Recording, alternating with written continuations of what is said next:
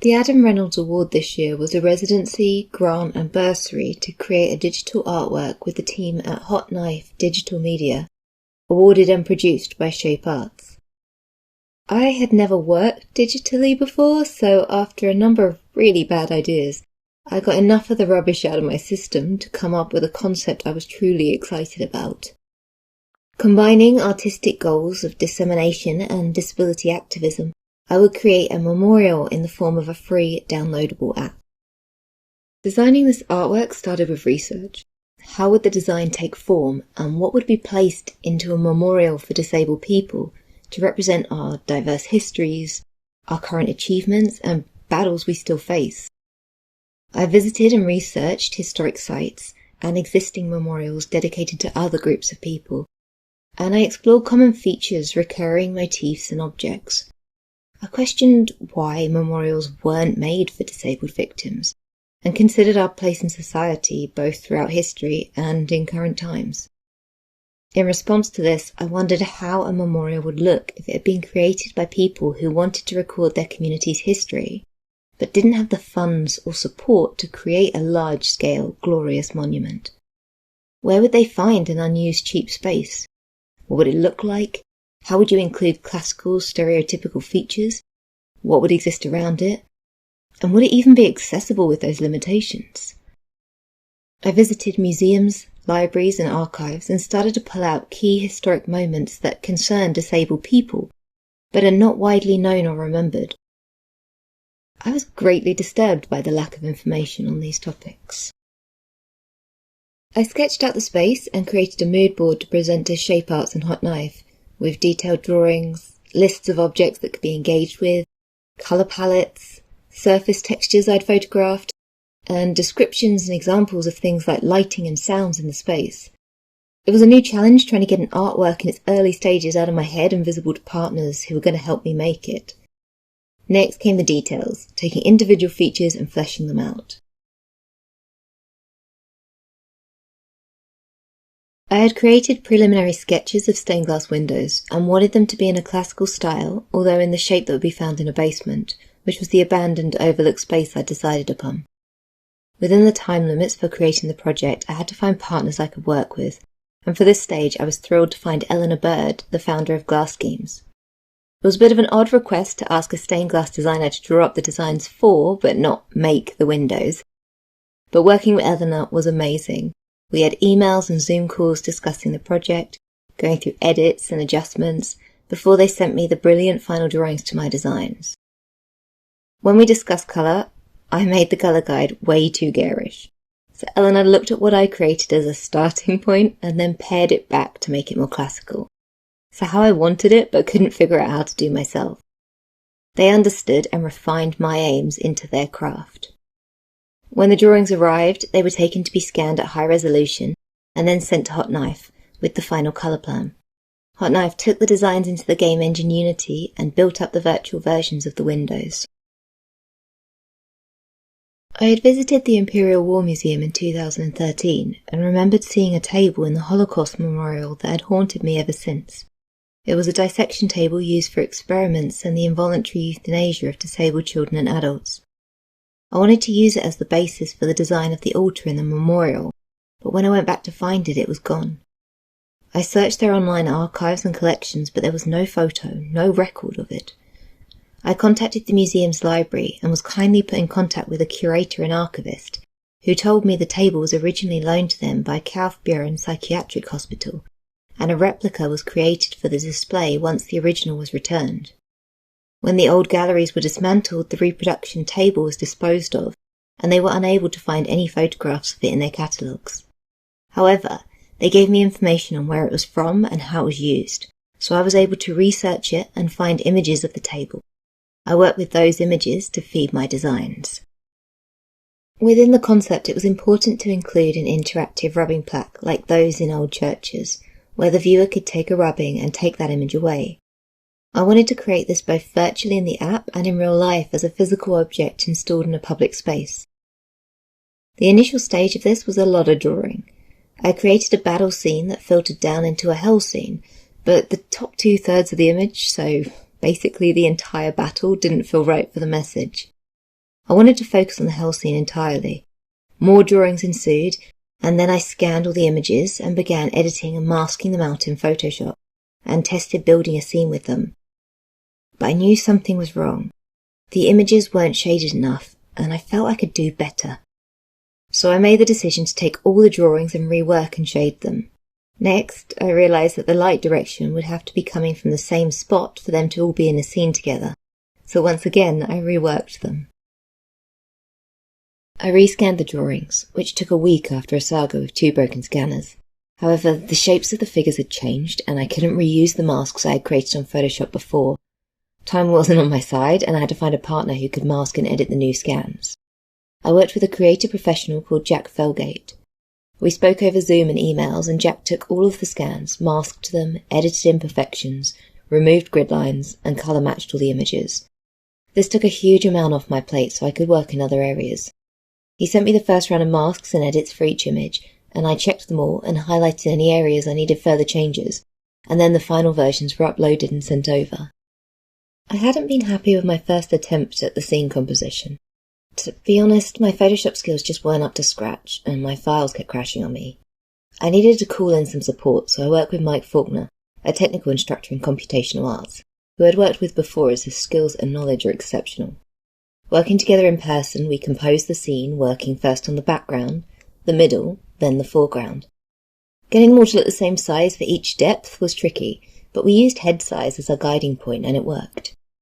Some individual figures needed brightness and contrast tweaking to merge with the scene, and it was brutal seeing figures I'd spent days drawing getting hidden behind others. But this is where it was also great to work with a partner with more distance, who could remind me when the scene took precedence over the individual drawings and nudge me when I was being too precious.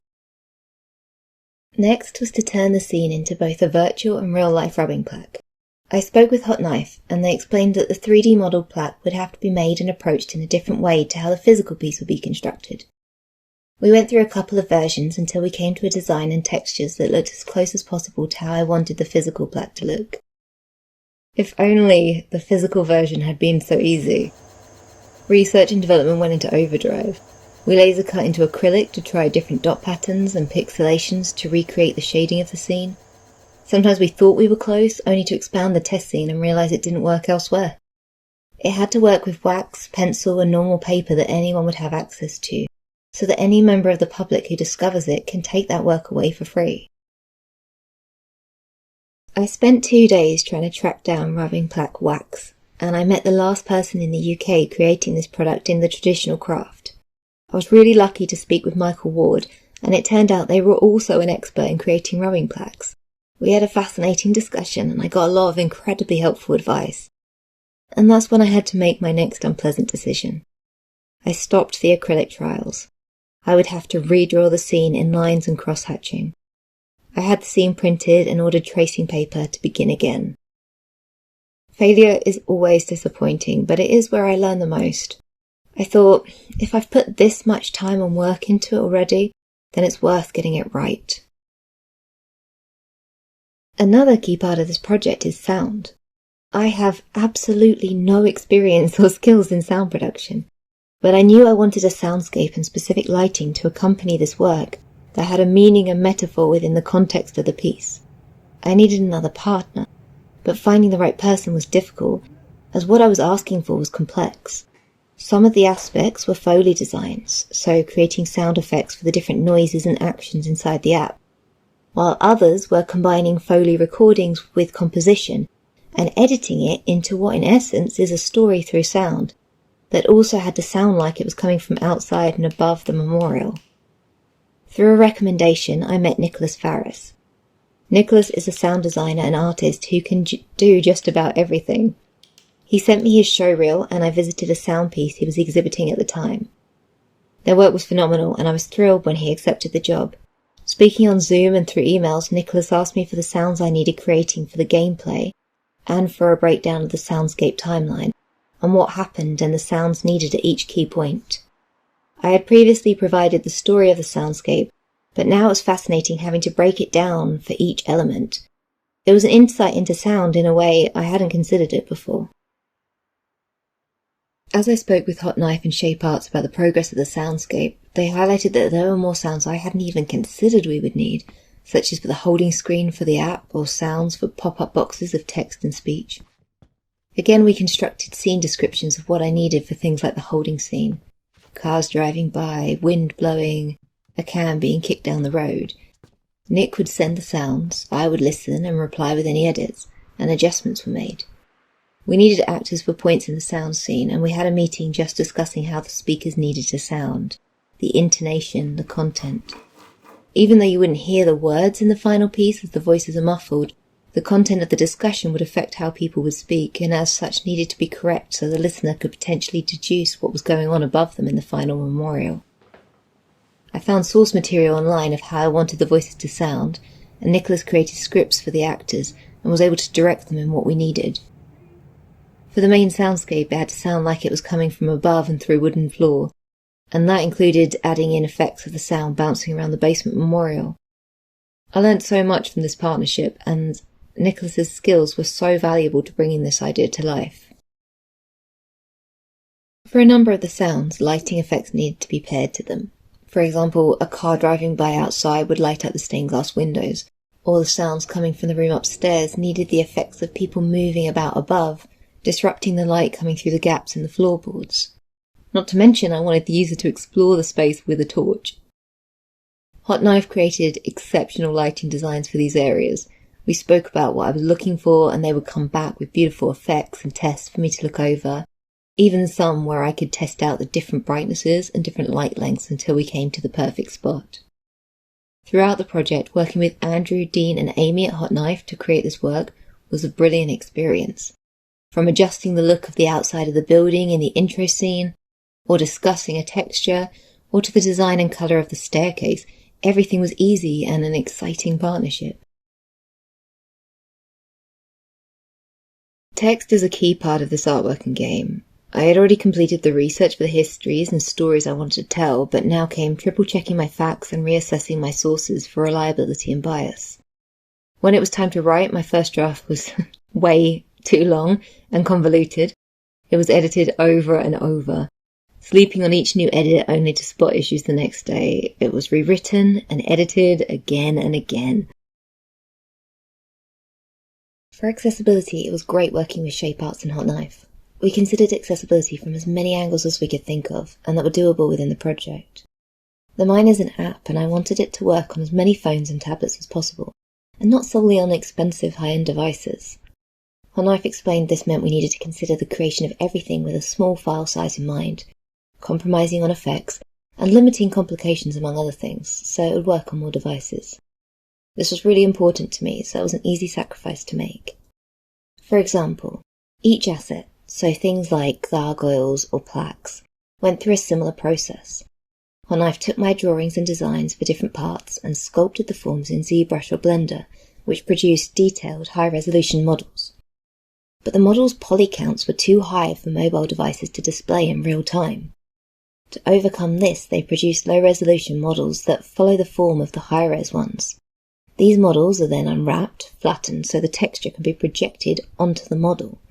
They then bake the detail from the high-resolution to the low-resolution model and take this into a painting package to colour and texture. The final models and textures were then exported to the game engine. Shape Arts factored in so many accessibility features in the production. Captioning for sound effects, fonts and colours, audio walkthrough experiences, audiobooks, BSL professionals for key areas, and more. Being disabled myself only means I know the challenges from my own conditions and impairments, not everyone else's. Shape Arts brought a wealth of knowledge to improving the project, and both myself and Hot Knife were eager to take on their advice and explore ways we could make this app as inclusive as we could. Once we had the project to a fully formed beta app, Hot Knife gave myself and the Shape team access to it as developers to explore the space on our own devices. We started fine-tuning the final piece, creating snag lists and making small tweaks to perfect it. The description for the app was written up, hosting and getting it on the app stores was next.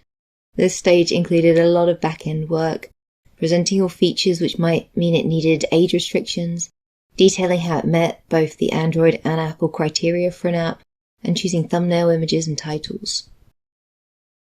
This project was a very different style of working than I have ever done before. There was a substantial amount of research and creative direction in the project, and it was a fascinating experience that I've learned so much from and that will continue to feed into my career and future projects.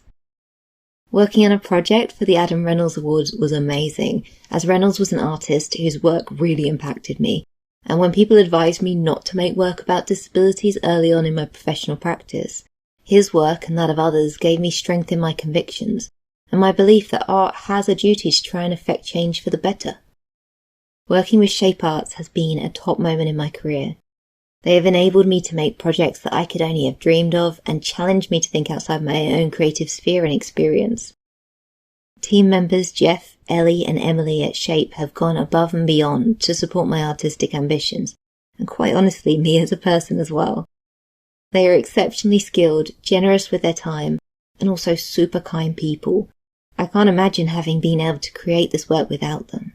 Thank you so much. This artwork and its aims are ongoing. Next for this project we hope to create a physical iteration of the work, one that people can walk into and explore in the real world. We are currently looking for a gallery space to host it, and are in the process of applying for funding. And soon the physical rubbing plaque will make its way into a public location for people to discover and take a form of the work away with them in a rubbing.